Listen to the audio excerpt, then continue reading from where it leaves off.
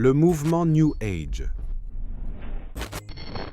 Il s'agit du mouvement fondé par les élèves et disciples de Helena Blavatsky, la kabbaliste, et son étudiante, Alice Bailey, pour diffuser la sagesse divine ou théosophique qui glorifie Satan ou Lucifer et le considère comme le Dieu régnant sur la terre. Et parmi les figures les plus célèbres de ce mouvement figure Dag Hammarskjöld, le deuxième secrétaire général des Nations Unies, qui a créé une salle pour pratiquer les rites théosophiques dans l'aile des visiteurs des Nations Unies. Parmi ces figures, il y a aussi le troisième secrétaire général U Thant.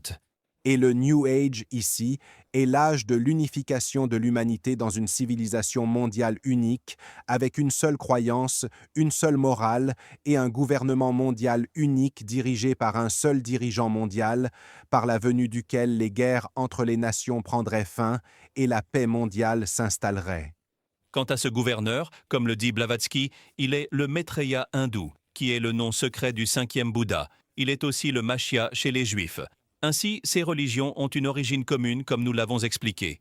Quant aux moyens d'atteindre ce gouvernement mondial unique, il s'agit de la plus grande organisation secrète de notre époque et celle qui cultive le plus le secret et l'opacité, qui est l'Organisation des Nations Unies, qui fut fondée par le franc-maçon du 32e degré Franklin Roosevelt, président des États-Unis d'Amérique, le franc-maçon du 33e degré Winston Churchill, Premier ministre britannique, et le juif franc-maçon Joseph Vissarionovitch Djougachvili, connu sous le nom de Joseph Staline, Premier ministre de l'Union soviétique.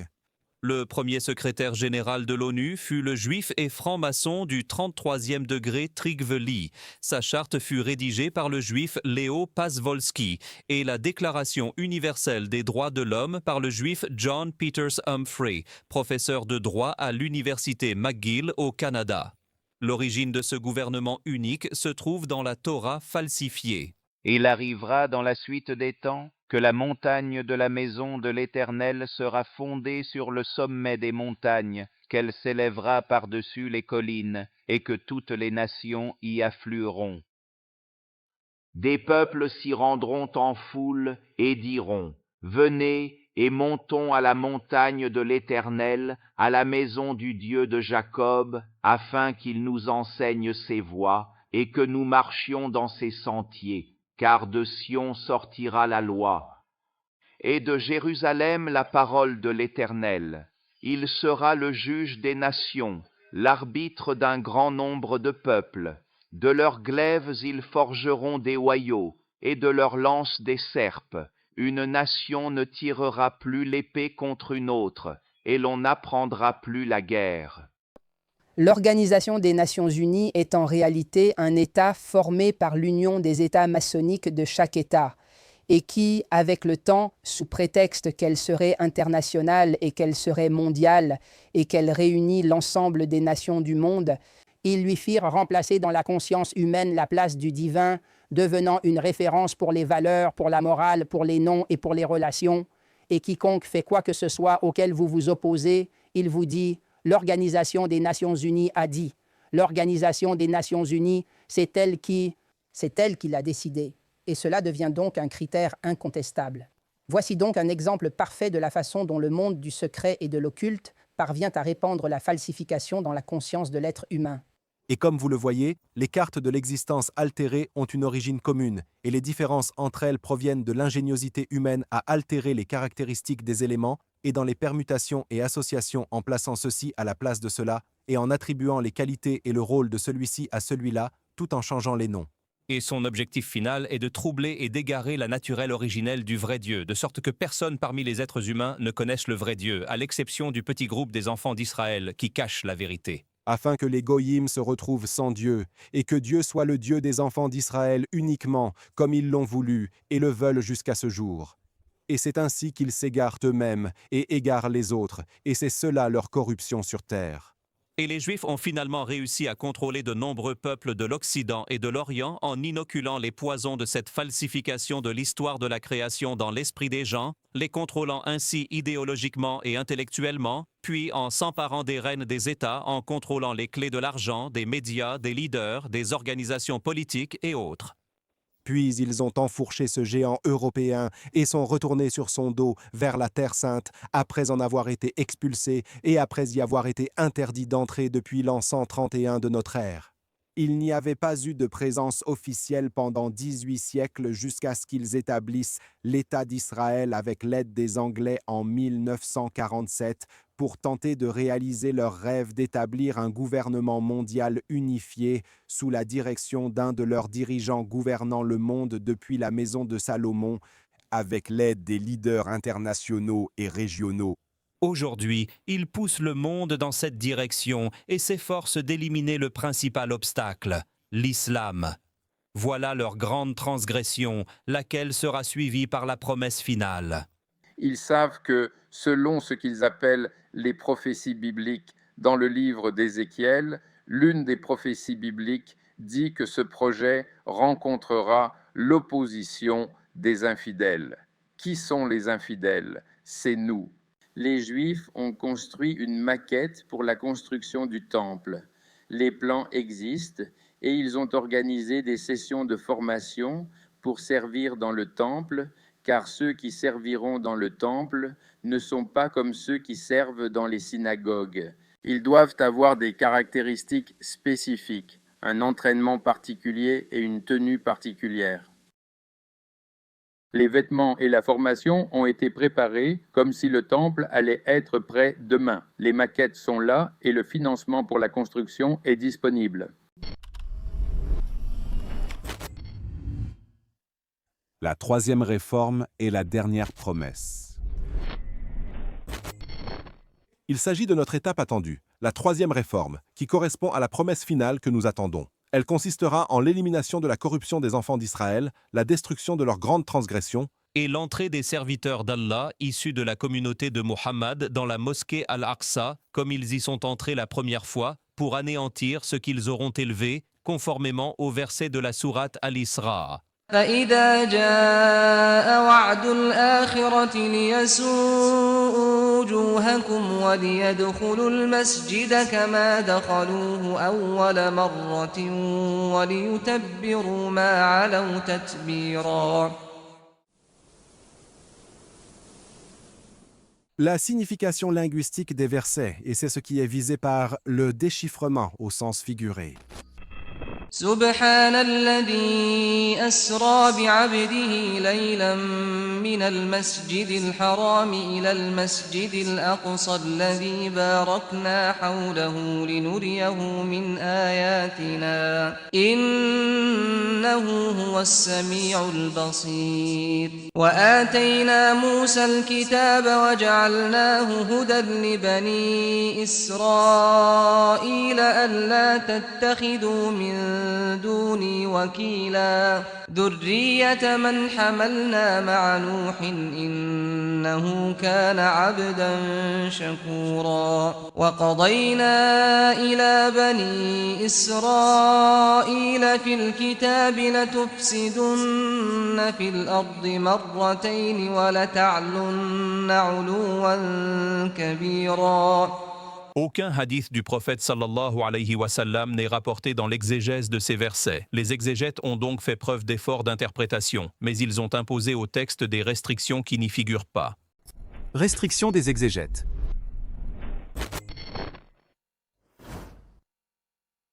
La limitation de l'objectif des versets à la simple exhortation et leçon, sans y voir un sens plus vaste. La restriction de ce que les versets annoncent à des événements passés alors qu'aucune preuve ou indice dans les versets ne l'indique. La restriction de la terre évoquée à la terre sainte, c'est-à-dire Jérusalem et ses environs, ce qui a été suggéré par la mention de la mosquée Al-Aqsa, amenant à croire que la corruption ne concerne que la terre sainte et que l'entrée des serviteurs envoyés par Allah sur les enfants d'Israël n'aura lieu que lorsque ceux-ci seront présents dans la terre sainte. Or, la précision du texte coranique indique que cela se produira lors du second cycle de corruption et non du premier. La restriction de l'interprétation de la corruption et de la transgression à leur seul sens matériel, sans prendre en compte la dimension doctrinale, réduisant la corruption à la désobéissance et à la transgression des lois de la Torah, alors que tout cela relève du péché et non de la corruption. Que dire alors de l'acte de semer la corruption, alifsed, qui est le mot employé ici? Ils ont interprété la transgression comme étant l'oppression, la tyrannie et l'agression. Et si c'était cela la transgression visée, alors l'Empire romain, britannique ou américain aurait mieux correspondu à cette description, car les Juifs n'ont jamais eu un État aussi puissant, fort, tyrannique ou despotique que ces empires. La restriction de la mention de la corruption à des incidents isolés comme le meurtre de Zacharie, d'Isaïe ou de Jean fils de Zacharie, ou la rupture du pacte des Juifs avec le prophète, sallallahu alayhi wa sallam, à Médine, alors qu'aucun élément dans les versets n'indique cette restriction. Et ainsi, il a été omis du sens de la corruption qu'il s'agit d'un long cycle dans le temps, de la falsification de la révélation et de la diffusion de cette déformation parmi l'humanité. C'est ce sens qui permet au verset de s'ouvrir et de briller comme un soleil sur toute l'histoire de l'humanité et son parcours sur la terre. La restriction de la finalité de l'envoi des serviteurs d'Allah à la seule punition des enfants d'Israël, sans voir la dimension de réparation de ce qu'ils ont corrompu. Ils ont donc associé l'envoi des serviteurs et leur entrée dans la mosquée aux 2 épisodes de corruption et à des événements précis, pensant que la mission de ces serviteurs était uniquement de châtier les enfants d'Israël. Or, la réalité est que la corruption est un cycle long dans le temps et l'espace, et non des faits limités ou des événements précis, limités dans le temps et l'espace, et que l'envoi des serviteurs vise avant tout à réparer la corruption, et non simplement à les punir ou à les châtier. Et ce qui a échappé aux exégètes est que la corruption ne survient qu'après une période de droiture ou de réforme. Ainsi, l'existence d'un second épisode de corruption implique nécessairement la réparation de ce qui avait été corrompu lors du premier épisode, et c'est là la mission des serviteurs et la finalité de leur envoi. Les versets de la sourate Al-Isra évoquent en apparence 2 corruptions, mais en réalité, par le sens de leurs termes, ils parlent de 3 réformes.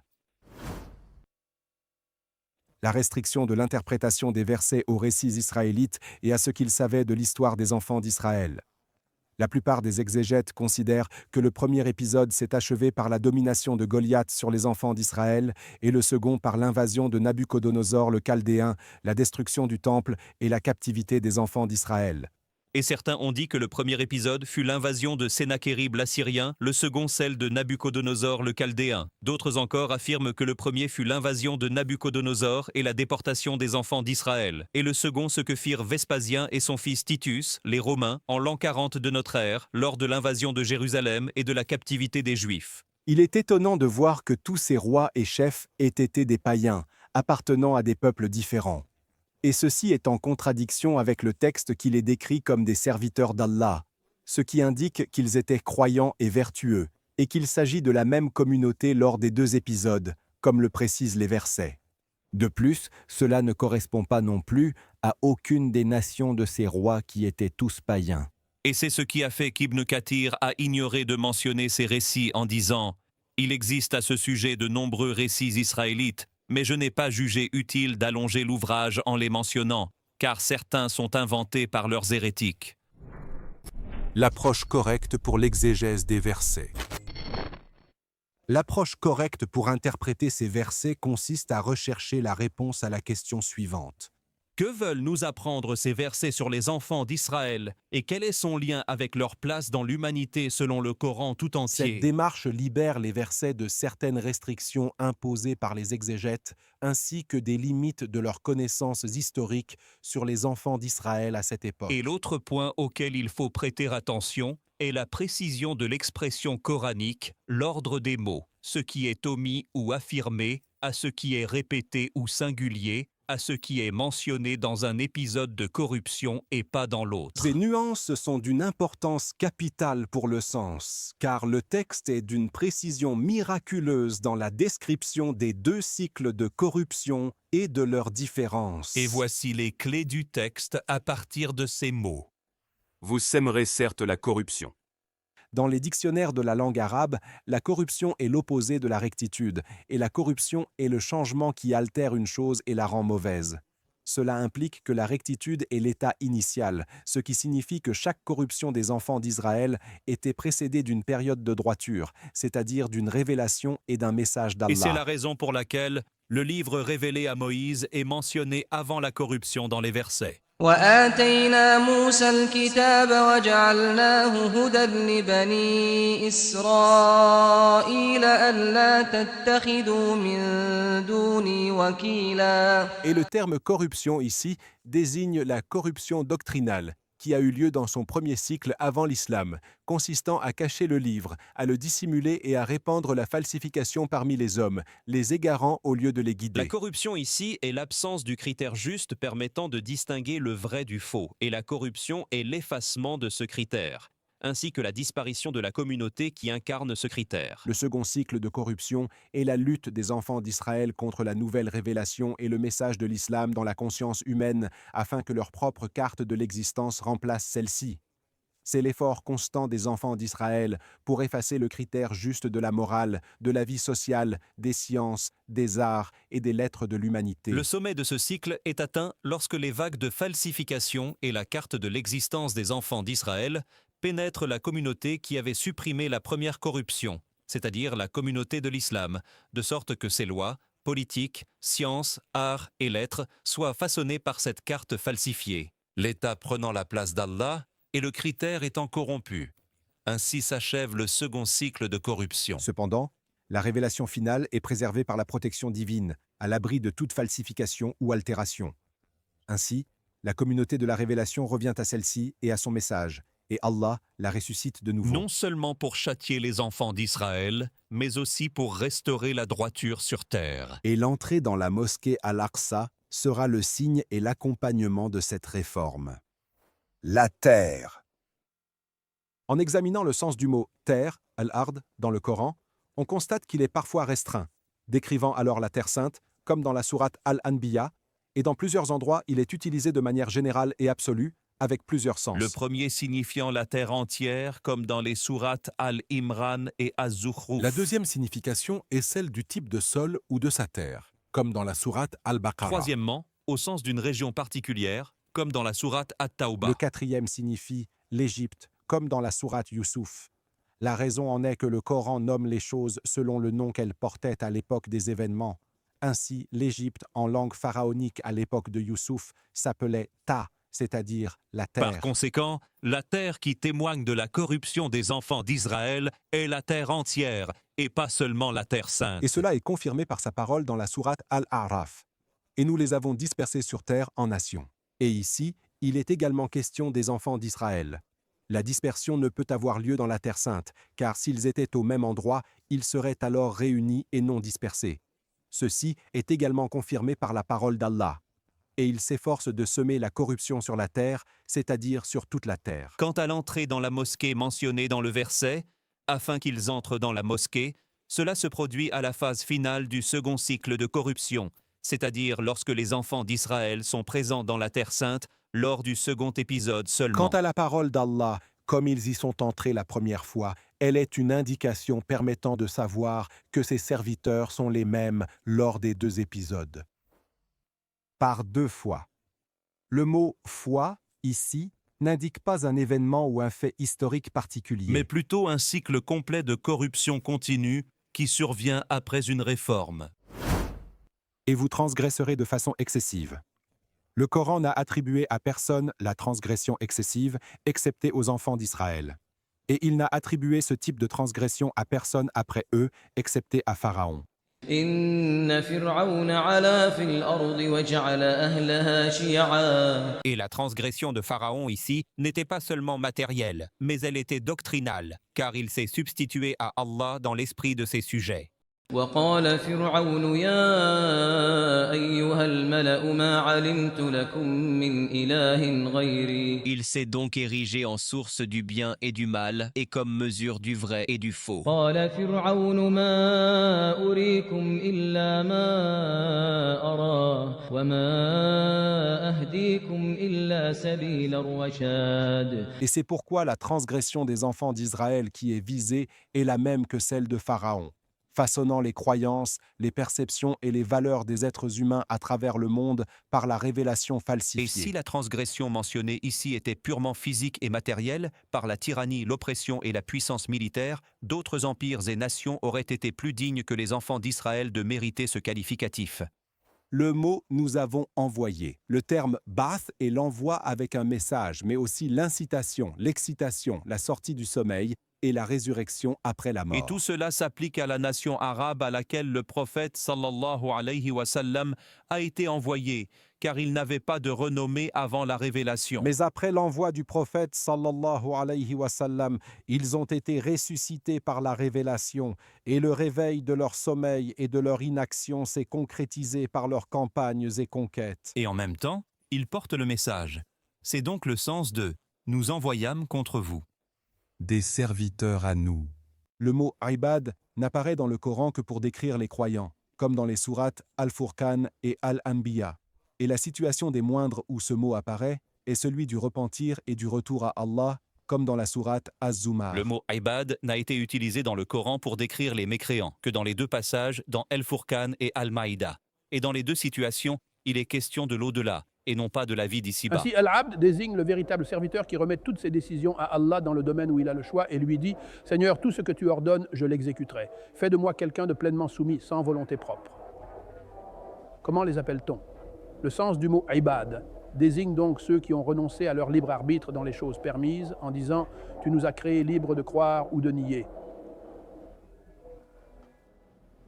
N'est-ce pas? Ce n'est pas une question de boire ou de ne pas boire de l'alcool, mais d'exécuter ce que tu veux, comme si tu nous avais créés contraints à cela. Le mot « ibad » s'emploie donc pour désigner ceux qui ont renoncé à leur liberté de choix, qui ont placé la volonté d'Allah au-dessus de la leur et lui ont dit « Puisque tu m'as ordonné, Seigneur, je renonce à mon choix. » Eux, ils ont perdu quoi? Eux, les mécréants, ne sont pas des serviteurs. Ont-ils utilisé leur libre arbitre pour croire ou pour mécroire?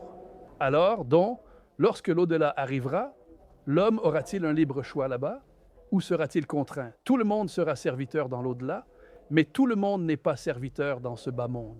Parce que lui dira-t-il? Si tu les châties, ils sont alors tes serviteurs. Cela signifie qu'ils n'ont plus le choix de se rebeller. Ils sont devenus égaux aux croyants, en ce qu'ils n'ont pas le choix avec les volontés de qui? Et le mot « serviteur » a été lié à Allah le Très-Haut par le terme « des serviteurs à nous », et il a fait que la volonté d'Allah soit aussi leur volonté. Pour qu'ils affligent vos visages, c'est-à-dire qu'ils les enlaidissent et les humilient. Et dans la lecture des gens de Koufa, pour qu'il afflige vos visages au singulier, signifiant pour qu'Allah afflige vos visages. Et dans une troisième lecture, pour que nous affligions vos visages, c'est-à-dire afin que nous enlaidissions vos visages, Allah étant le sujet direct. C'est-à-dire que telle est la volonté d'Allah, qu'il enlaidisse les visages des enfants d'Israël lors de la deuxième promesse. Ainsi, la volonté de ces serviteurs-ci est aussi la volonté d'Allah. Et les serviteurs sont les mêmes durant les deux fois, comme le démontrent les versets. Ils sont présents tout au long de la seconde corruption, et il leur est arrivé ce qu'Allah leur a décrété ici. Nous vous donnâmes la revanche sur eux, c'est-à-dire la revanche des enfants d'Israël sur ces serviteurs-là. Et afin qu'ils entrent dans la mosquée, c'est-à-dire la mosquée Al-Aqsa, qui est son appellation coranique. Cet endroit n'était pas connu sous ce nom avant la révélation du Coran, donc cette appellation de la mosquée Al-Aqsa est l'appellation coranique de ce lieu, car le Coran nomme les endroits par les noms sous lesquels ils étaient connus à l'époque des événements dont il parle. Ceci est une preuve que les serviteurs qui entrent dans la mosquée aux deux reprises ne le font qu'après qu'elle ait été nommée mosquée, c'est-à-dire après la révélation de la sourate Al-Isra et non pas avant. Cela réfute les récits selon lesquels les serviteurs seraient Nabuchodonosor ou d'autres ayant dominé les enfants d'Israël. Et ils sont nombreux. Lorsqu'arrivera la dernière promesse, nous vous rassemblerons en masse. C'est-à-dire, lorsque survient la promesse de la deuxième fois, nous vous regrouperons en masse à partir de diverses tribus et lieux en un seul endroit, qui est la terre sacrée. Annonçant la fin de la seconde corruption, et pour que s'accomplisse sur eux la dernière promesse. Doués d'une force terrible. محمد رسول الله والذين معه أشداء على الكفار رحماء بينهم تراهم ركعا سجدا يبتغون فضلا من الله ورضوانا سيماهم في وجوههم من أثر السجود ذلك مثلهم في التوراة. Le verset de la sourate Al-Fatr est une description de la communauté musulmane dans la Torah et il correspond au verset de la sourate Al-Isra. Ainsi, les deux versets sont identiques dans la description de ces serviteurs qui sont durs envers les mécréants, correspondant à doués d'une force terrible. Incliné, prosterné, recherchant une grâce d'Allah et son agrément équivaut à des serviteurs à nous. Et cela signifie qu'Allah a appris aux enfants d'Israël dans la Torah qui sont les serviteurs qu'il enverra contre eux, à savoir Mohammed, le messager d'Allah, et ceux qui sont avec lui. Et la promesse s'accomplira. Une promesse mentionnée dans la Torah de susciter des serviteurs contre les enfants d'Israël pour corriger leur corruption et révéler la vérité qu'ils ont cachée. فإذا جاء وعد أولاهما بعثنا عليكم عبادا لنا أولي بأس شديد فجاسوا خلال الديار وكان وعدا مفعولا. Et la promesse a été réalisée par l'envoi du prophète, sallallahu alayhi wa sallam, par la révélation. C'est pourquoi ceux à qui la connaissance a été donnée parmi les enfants d'Israël reconnaissent l'accomplissement de cette promesse. Ainsi, lorsqu'on leur récite le Coran, ils se prosternent en disant « Gloire à notre Seigneur ». La promesse de notre Seigneur s'accomplira certainement, comme nous le disent les versets à la fin de la sourate. إن الذين أوتوا العلم من قبله إذا يتلى عليهم يخرون للأذقان سجدا ويقولون سبحان ربنا إن كان وعد ربنا لمفعولا. La promesse réalisée ici est la même promesse réalisée au début de la sourate, et elle s'est concrétisée par la révélation du Coran et l'apparition du prophète Muhammad, paix et bénédiction sur lui, ainsi que l'envoi de lui et de ses compagnons contre les fils d'Israël pour les punir et corriger leur corruption. La mention du verset de l'ascension du prophète de la mosquée sacrée à la mosquée d'Al-Aqsa est une indication du transfert de la révélation depuis la mosquée d'Al-Aqsa, où elle se déversait sur les prophètes des enfants d'Israël, vers la mosquée sacrée, Al-Haram, où se trouve le message final. Cela signifie que la mosquée d'Al-Aqsa passe le flambeau à la mosquée sacrée, marquant la fin du choix et de la prééminence des enfants d'Israël dans la préservation et l'explication de la révélation, et le transfert de cette mission à une communauté suscitée pour cette tâche, la communauté de l'islam. Quant à la conclusion des versets de la prophétie par la parole d'Allah le Très-Haut, en vérité, ce Coran guide vers ce qu'il y a de plus droit, signifie que la nation qui dirige aujourd'hui l'humanité est la communauté qui porte le Coran. Et que les enfants d'Israël sont passés d'une nation leader à une nation suiveuse qui doit suivre le Coran afin d'être guidée. Ainsi, le verset d'introduction « Gloire à celui qui a fait voyager son serviteur » et le verset de conclusion « Ce Coran guide vers ce qu'il y a de plus droit » sont une annonce aux enfants d'Israël qu'ils ne sont plus la communauté de la révélation ni ses gardiens. Et qu'Allah les a transformés d'une communauté guide en communauté suiveuse de celle du sceau des prophètes et maître des messagers, et qu'il n'y a pas de voie pour eux vers la guidance et le salut sauf en le suivant, lui et le Coran, qui est la révélation préservée. Et si vous revenez, nous reviendrons. La question reste ici de savoir si la corruption des enfants d'Israël est limitée à 2 fois seulement ou si elle peut se répéter.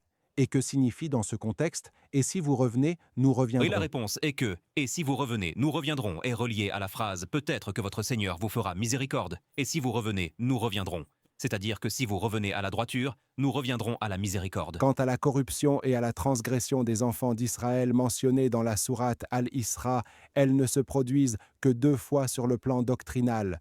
Cependant, leur corruption matérielle telle que la tyrannie, l'oppression, le meurtre, la destruction et autres se répètent de nombreuses fois, mais elles se situent dans le cadre des 2 corruptions doctrinales qui n'ont pas de 3e occurrence. C'est pourquoi Allah a promis de lâcher sur eux ceux qui viendraient leur infliger un châtiment sévère jusqu'au jour dernier, que ce soit de la part des musulmans ou des mécréants. وَإِذْ تَأَذَّنَ رَبُّكَ لَيَبْعَثَنَّ عَلَيْهِمْ إِلَى يَوْمِ الْقِيَامَةِ مَنْ يَسُومُهُمْ سُوءَ الْعَذَابِ إن ربك لسريع العقاب وإنه لغفور رحيم.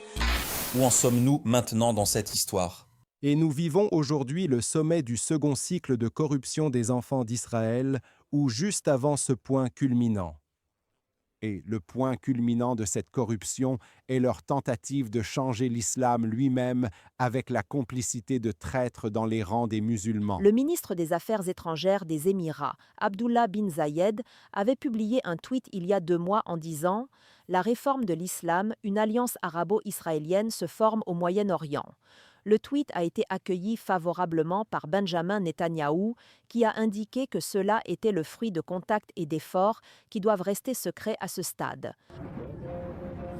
Les étapes du rapprochement israélo-émirati et les discussions sur des rencontres entre responsables israéliens et émiratis ne sont donc plus une surprise, ni nouvelle ou secrète, mais avec la réunion à la Maison-Blanche, elles prennent une autre dimension, dépassant le cadre de la culture, de l'économie, du sport ou de l'environnement, comme lors de précédentes visites de ministres israéliens à Abu Dhabi, et ce rapprochement pourrait bientôt se concrétiser. Mais Allah a promis de préserver la révélation jusqu'à la fin des temps. Lorsque la corruption atteindra son apogée, viendra la promesse finale. Celle-ci sera réalisée par ceux qui portent la révélation divine, sur laquelle ils ont été éduqués et leurs esprits ont été formés, qui portent son message et sont prêts à tout sacrifier dans le sentier d'Allah. Tout comme la première génération fut éduquée par le messager d'Allah, sallallahu alayhi wa sallam. Lorsque cette génération apparaîtra, c'est elle qui accomplira la dernière promesse. Ainsi, notre sortie actuelle de la mosquée Al-Aqsa confirme la prophétie et la promesse coranique et nous dit « Si vous voulez que cela se réalise, alors redevenez des serviteurs à nous ». فإذا جاء وعد الآخرة ليسوءوا وجوهكم وليدخلوا المسجد كما دخلوه أول مرة وليتبروا ما علوا تتبيرا. Si tu veux continuer à découvrir les preuves de la véracité de l'islam, les signes de la prophétie et les réfutations claires des ambiguïtés, rejoins-moi dès maintenant sur ma 2e chaîne. C'est là-bas que toutes les nouvelles vidéos seront publiées. Le lien est juste en description. Abonne-toi et active la cloche pour ne rien manquer. مسلما كنت وأبقى مسلما تشهد الأرض بهذا والسماء مسلما كنت وأبقى مسلما تشهد الأرض بهذا والسماء مسلما أحمل للناس الهدى وكما عشت سأبقى مسلما مسلما أحمل للناس الهدى وكما عشت سأبقى مسلما فاجعل اللهم مني مسلما فاجعل اللهم مني مسلما شاءني الله لإسعاد الوجود همتي لا ليس تدري ما الحدود شاءني الله لإسعاد الوجود همتي لا ليس تدري ما الحدود أنبياء الله أجدادي ولم أر يوما مثل أجدادي جدود أنبياء الله أجدادي ولم أر يوما مثل أجدادي جدود فأنا كنت وأبقى مسلما فأنا كنت وأبقى مسلما كنت وأبقى مسلما تشهد الأرض بهذا والسماء مسلما أحمل للناس الهدى وكما عشت سأبقى مسلما أحمل للناس الهدى وكما عشت سأبقى مسلما فاجعل اللهم مني مسلما فاجعل اللهم مني مسلما وإلى المعروف أدعو من أجد وعن الإسلام يوما لم أحد وإلى المعروف أدعو من أجد وعن الإسلام يوما لم أحد وأرى المنكر لا أرضى به وأعري أهله أن وجد وأرى المنكر لا أرضى به وأعري أهله أن وجد هكذا الله يريد المسلم هكذا الله يريد المسلم مسلما